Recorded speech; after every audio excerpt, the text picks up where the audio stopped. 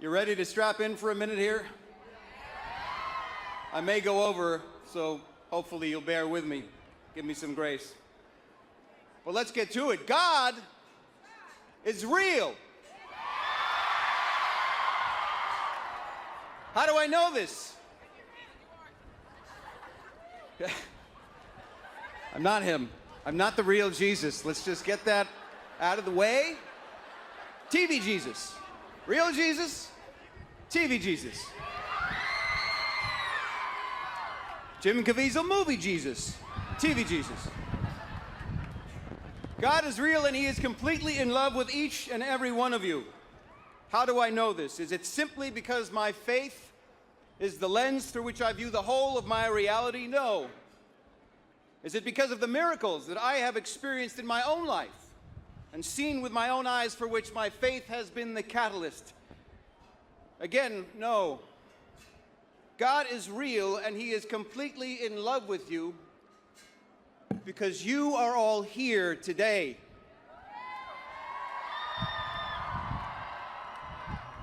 History has been made. Life has triumphed in an extraordinary way.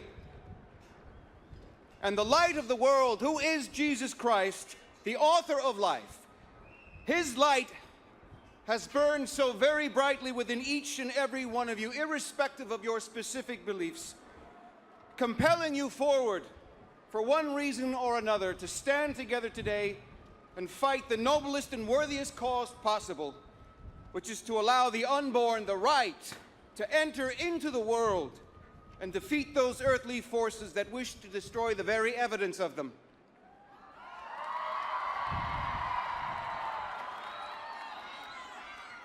You have chosen to journey to our nation's capital today not only to mourn the 64 million children lost through abortion over the last 50 years, but to champion those yet to be born on the road to their own birth, made in the image of the Creator himself, and to testify to the miraculous sanctity of life itself, as expressed in the divine poetry of Psalm 139.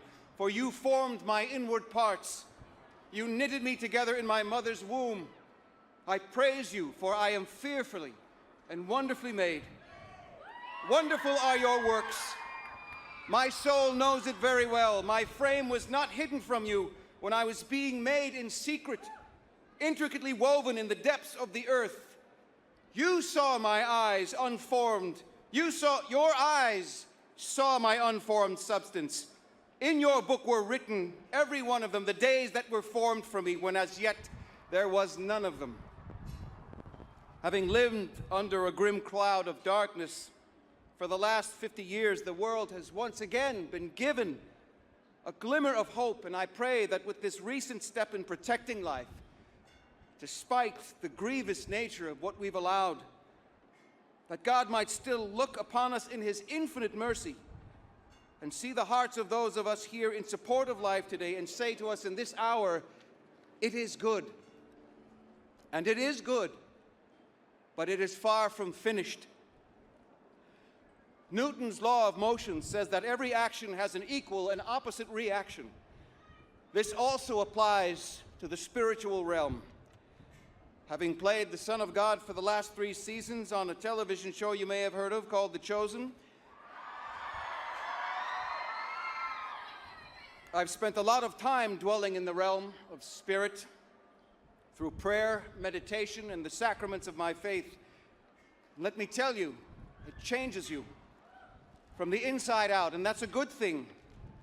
But it can be scary because you begin to see the truth manifest itself in all areas of your life, like a veil that has been lifted, and you can't unsee what you have seen.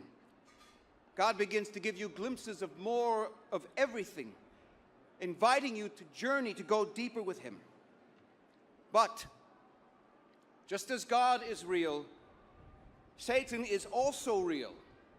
And I'm not talking about the simplistic cartoon of some dude with horns and a tail.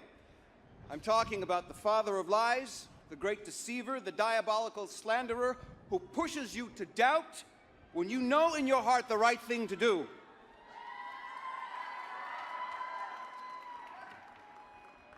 And he is not about to give up this fight either. In fact, he's doubling down because guess what? His time is limited.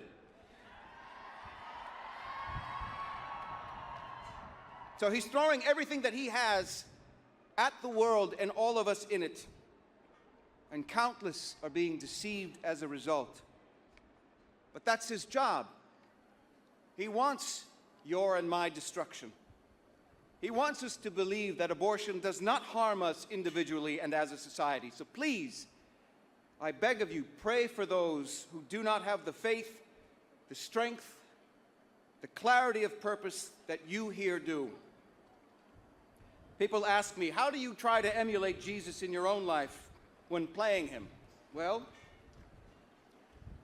loving my enemies, praying for those who persecute me and those who may protest me is the first place that I have to start. But remember, my dear friends, we know how the story ends. God won.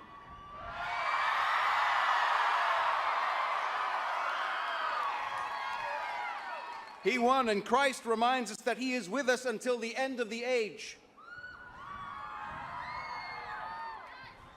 And that said, we need to take a quick glance into the mirror of culture, which communicates a few concerns about where we are as a society that I'd like to propose a couple of thoughts about for your consideration, if I may. I want to speak particularly to those of you here that identify with Gen Z and even Gen Alpha. Give it up for Gen Z and Gen Alpha.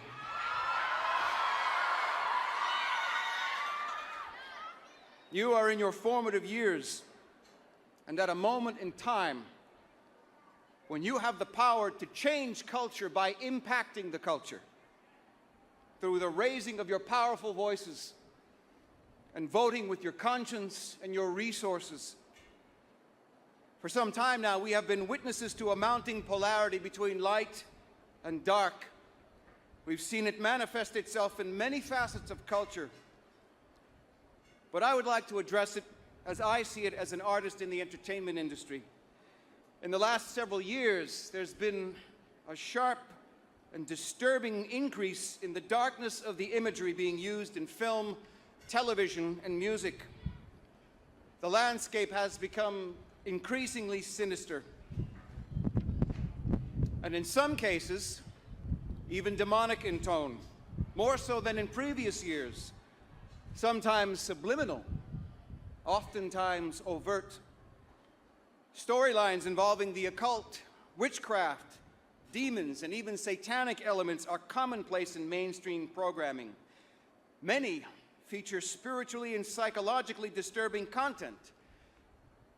And before you jump on me, no, I'm not specifically referencing a certain bespectacled wizard, though a few folks might disagree, but I'm referring to the media which is even more ominous. And I don't need to name names. You know it when you see it. The youngest of us and the most vulnerable, as well as those who are not grounded in a solid faith in God, are susceptible to the influences of these images. Media has become a portal to behavior and attitudes kids want to emulate that reject God, reject the light, and reject ultimately all those aspects of community which give life.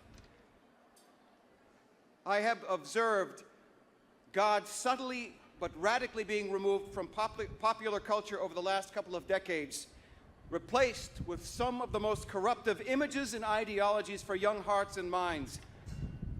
And any of us who profess any kind of faith are branded as fundamental or condemned for their beliefs with the assertions of the religiosity of a Pharisee. This is completely contrary to what it means to have a relationship with Jesus Christ and follow his teachings. If only the rest of the world actually took the time to explore what it means to follow Jesus' heart. Yes, there are always individual exceptions, unfortunately, but for the majority of believers, God is love, and true love gives way to life, not death.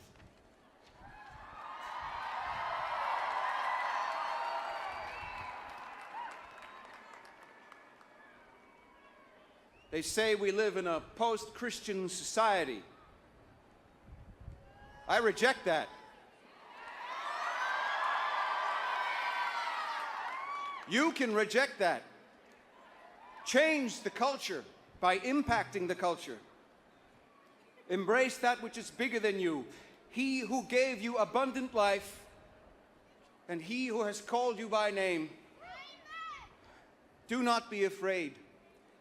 Mute the noise of the popular and embrace the counterculture of Christ's love and the message he offers you. The road is wide which leads to destruction, and many will enter it. So enter through the narrow gate, my dear friends, for therein lies the kingdom of heaven.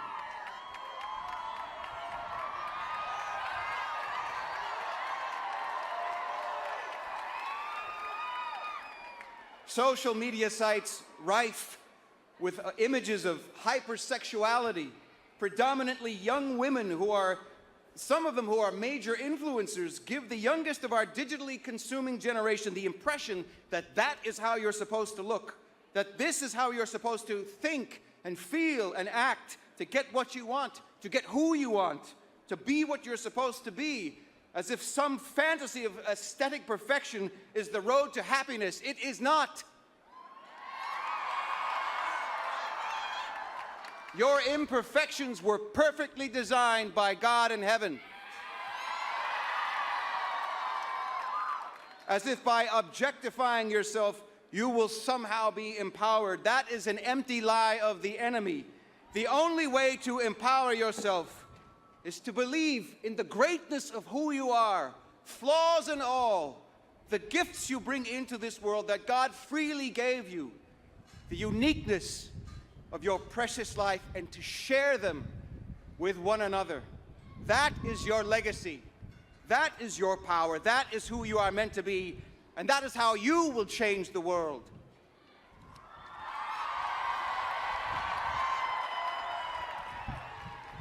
Do not let mainstream media's shallow depictions of sexuality and sexual irresponsibility deceive you into thinking that such an approach to love and relationships is without consequences. It isn't. And this is part of the systemic issue that brings us here today. I know how difficult it can be to think differently, to swim against the current, to choose life in a culture that celebrates death. You know, standing here saying these things to you now was neither the obvious career choice nor an easy decision for me, because I've never set foot in this arena before, publicly.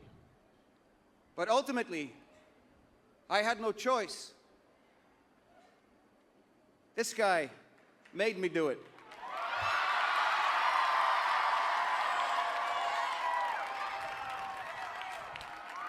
And I'm a better man for it. A few years ago, I made a commitment to follow the promptings of the Spirit, and I stand by it, and it's why I'm here today. So I'll leave you with a few final thoughts. We are under an assault on our sense of virtue. We're enduring an affront to the innate holiness we are all imbued with and called to, and an attack on the family structure and the sacredness of the gift of life. But as ones created in the image and likeness of God, who is himself love, we are charged to be the standard bearers who defend and preserve the dignity of every human, but especially the most vulnerable, which begins with the initial stages of life and continues throughout the entire cycle, from conception through that phase we all aim to enter into, our golden years, followed by the final stages of our earthly existence. Nannies and pop-pops, every one of us, if we are called to it. How can you make a difference? Number one, pray the rosary.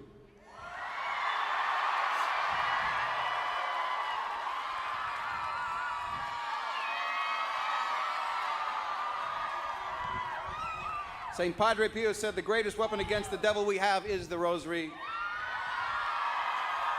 Try it. See for yourself. I don't need to sell it. God doesn't need me to sell anything. Secondly, examine and expose the areas of darkness in your world, in your community, in your immediate society that need your light, and bring it everywhere you go. Change the culture by impacting the culture. Raise your voice. Vote with your resources, financial, spiritual, and temporal. My commitment to impacting the culture as an artist is to pray I get to continue participating in telling stories like The Chosen and my upcoming film, Jesus Revolution, that shine a light on the struggles and successes of the human condition. Stories that uphold human dignity and reveal God's truth, an infinite love for his people despite our inherent flaws. And we are also very beautifully flawed, perhaps myself most of all. But we are not alone. He has lived as one of us, and that brings us into communion with him. By honoring the life that God gave you, by bringing your gifts to the world with love and compassion, you will be creating an environment of holiness which the most impressionable in our society will draw their examples from, and to help rewire the attitudes of society's collective consciousness, steering it back towards the preservation and value of life, restoring respect for faith and true religious tolerance, and healing some of our beloved nation's wounds in the process, while hopefully planting us more deeply within God's grace. It's been an honor to be with you here. Thank you for inviting me. God bless you.